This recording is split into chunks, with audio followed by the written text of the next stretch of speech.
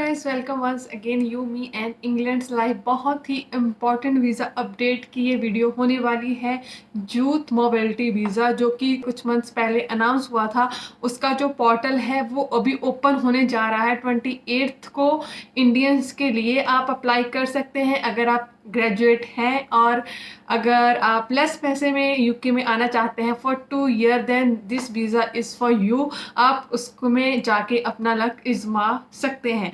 इसमें लक आजमाना मैं क्यों बोल रही हूँ, जिसकी मैं ऑल एक्सप्लेनेशन क्या है, कैसे अप्लाई करेंगे, स्टेप बाय स्टेप इस वीडियो में बताऊंगी। और उससे पहले अगर आप मेरे चैनल पे नए हैं तो please subscribe my channel for more informative video specially about UK life, UK visas. अगर आप यूके आने के लिए इंटरेस्टेड हैं तो ये चैनल आपके लिए काफ़ी हेल्पफुल होने वाला है। और अगर आप आ भी चुके हैं तब भी काफ़ी ऐसी वीडियोस मिल जाएंगी जो आपकी किसी ना किसी वे में हेल्प करेंगी।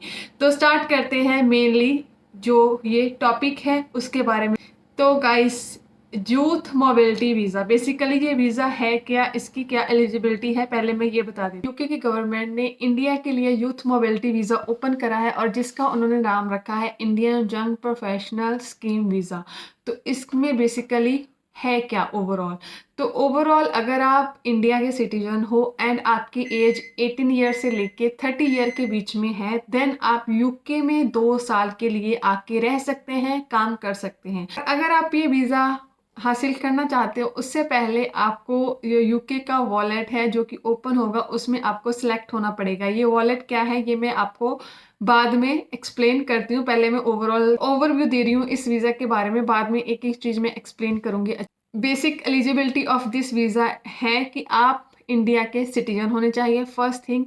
सेकेंड थिंग इज आपकी जो एजुकेशन क्वालिफिकेशन है वो फुलफिल होनी चाहिए, जो कि मिनिमम लेवल 6 है यूके की, और इंडिया के हिसाब से आप डिग्री होल्डर होने चाहिए, ग्रेजुएटेड होने चाहिए। जो थर्ड एलिजिबिलिटी क्राइटेरिया है वो ये है, आपको 28 डेज पुराने फंड शो करने पड़ेंगे जो कि 2530 फंड अमाउंट यूके का आपको शो करना पड़ेगा 28 डेज ओल्ड अपने अकाउंट में। एलिजिबिलिटी में एक और इम्पॉर्टेंट चीज़ आती है कि आपका कोई भी बच्चा या फिर ऐसा कोई भी पर्सन नहीं होना चाहिए 18 ईयर से छोटा जो कि आप पे फाइनेंशियली डिपेंडेंट है। तो अगर आपके बच्चे वगैरह हैं और आप पे वो फाइनेंशियली डिपेंडेंट है, देन आप इस वीज़ा के लिए एलिजिबल नहीं है। तो ये है बेसिक 4 एलिजिबिलिटी क्राइटेरिया। तो अब मैं बात करती हूँ स्टेप बाय स्टेप आप इसे अप्लाई कैसे कर सकते हैं। जो फर्स्ट स्टेप है वो है आपको बुलेट में जाके अप्लाई करना पड़ेगा। सेकंड स्टेप, अगर आप उस बुलेट में सिलेक्ट होते हो तो आपको एक इनविटेशन भेजा जाएगा वीज़ा के लिए, और आफ्टर इनविटेशन आपको वीज़ा अप्लाई करना होगा विद सम डॉक्यूमेंटेशन। तो जो वॉलेट की बात हो रही है वो एक्चुअली में है क्या, वॉलेट काइंड ऑफ है पोर्टल जिस पे जाके आपको अपनी बेसिक सी इंफॉर्मेशन देनी है और वहाँ पे जाके अप्लाई करना है, अपील करनी है फॉर वीज़ा। और इस अपील के लिए जो आपको मेनली इंफॉर्मेशन देनी है वो क्या देनी है, आपका नेम, आपका डेट ऑफ बर्थ, आपका passport number, scan copy of passport, email ID and phone. इतनी ही चीज़ें आपसे पूछी जाएंगी एंड आप अगर इतनी चीज़ें करके वो फॉर्म फिल करते हैं जो भी वो आएगा। और ये जो पोर्टल है वो ओपन होने जा रहा है 2:30 बजे इंडिया के टाइम पे 28 फरवरी को, और ये पोर्टल बंद हो जाएगा 2 मार्च सेम 2:30 बजे इंडिया के टाइम के हिसाब से। तो इन 2-3 दिन के बीच में ये जो पोर्टल खुला रहेगा तब आप इस में जाके आप अपने वीज़ा के लिए अपील कर सकते हैं। गाइस, जो ऑफिशियल गवर्नमेंट साइट है जिससे आप जाके ये फॉर्म फिल कर सकते हैं उसकी मैं नीचे डिस्क्रिप्शन में लिंक दे दूंगी। स्टिल मैं अपने इंस्टाग्राम पे भी इस पोर्टल का डायरेक्ट लिंक 28 को पोस्ट कर दूंगी, may be with in a story. तो अगर आपने अभी तक मुझे इंस्टाग्राम पे फॉलो नहीं करा है तो आप मुझे इंस्टाग्राम पे भी फॉलो कर सकते हैं फॉर मोर अपडेट्स। और नेक्स्ट क्या होगा, अगर आप सिलेक्ट होते हो तो जब जो पोर्टल बंद होगा उसके नेक्स्ट 2 वीक में आपको इन्फॉर्म करा जाएगा, मे बी थ्रू मेल। आपको मेल आएगी यूकेवीआई की तरफ से कि अगर आप सिलेक्टेड हो।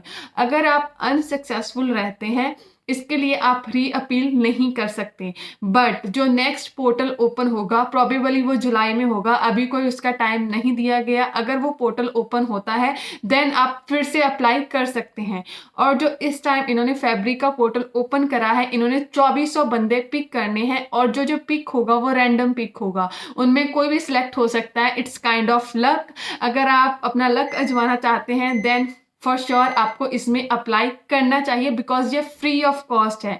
ये पोर्टल में फॉर्म फिल करने की कोई फीस नहीं है। अगर आप इसके बाद आपको इनविटेशन आता है वीजा का देन आपकी वीजा फीस लगेगी, और उसकी क्या कॉस्ट होगी वो मैं आपको नेक्स्ट बताने वाला। अगर आप पोर्टल में सिलेक्ट होती है देन आपकी पूरी कॉस्ट कितनी आएगी, तो जो आपकी वीजा फीस होगी वो 259 होगी। अप्लाई करने के टाइम यूके के 259 पाउंड आपको वीज़ा फीस देनी पड़ेगी। उसके बाद यहाँ पे हेल्थ सर चार्जेस होते हैं, ISS चार्जेस होते हैं जो कि आपके रहेंगे 940। एंड उसके अलावा आपको 28 डेज ओल्ड अपने फंड शो करने हैं जो कि है 2530 अपने अकाउंट में शो करने हैं 28 डेज पुराने।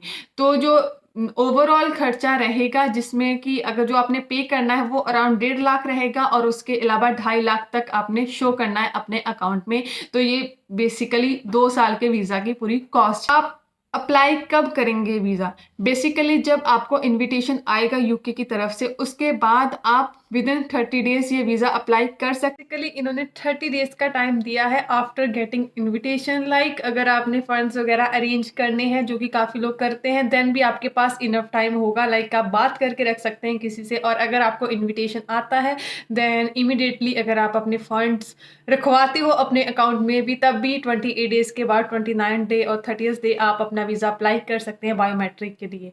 अनटिल अनलेस उस दिन मतलब जो बायोमेट्रिक के ऑफिस हैं वो खुले हों, लाइक सैटरडे संडे या फ्राइडे आई थिंक खुलते हैं, सैटरडे संडे ना हो तो ये आपको ध्यान रखना। और जो मैक्सिमम टाइम होगा जब ये स्टैंप आपके पासपोर्ट पे लगेगी, जो आने का टाइम होगा वो विद इन 6 मंथ का होगा।